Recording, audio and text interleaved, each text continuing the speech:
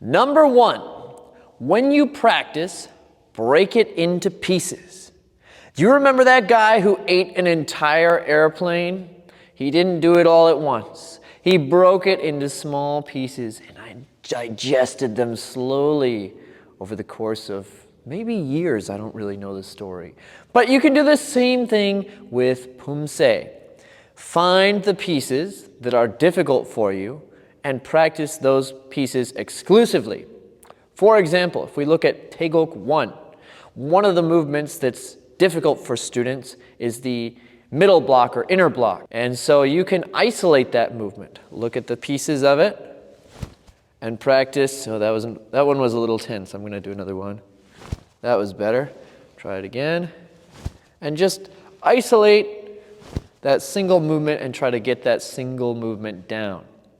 So then you can take it, plug it back in, and find the next movement you're struggling with.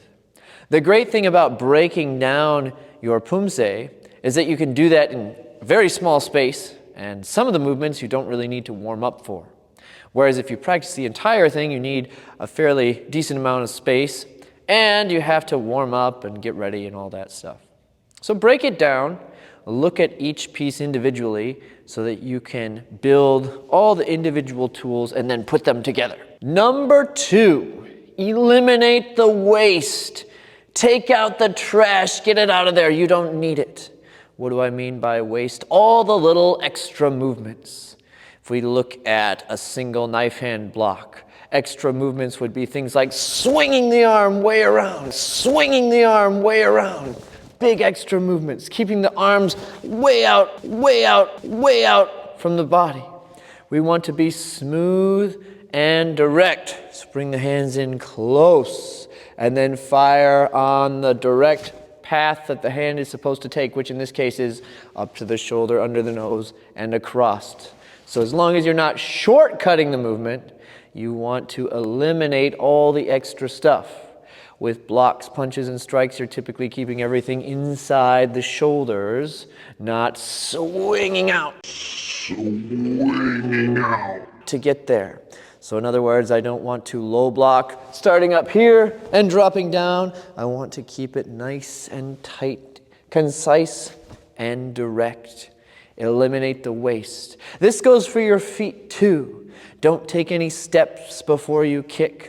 And when you turn from stance to stance, make it as concise as possible. Number 3, use rotation and timing, not tension. Tension, though it feels strong, does not give you power or the appearance of power. It just makes your form look strained and choppy. So, for example, if we look at that inner block again, if I add all kinds of tension to it, it feels kind of strong to me, but it's strained and slow. And if you measured the power output, it would be less than if I relax and simply throw my arm. Now, if this looks powerful, it's because of the rotation and timing rather than the tension I'm holding in my body. So, this hand starts opposite of where it ends up, and it's this small rotation at the end of the movement that gives it the snapping quality that we want. It's also important to time the movement with the feet.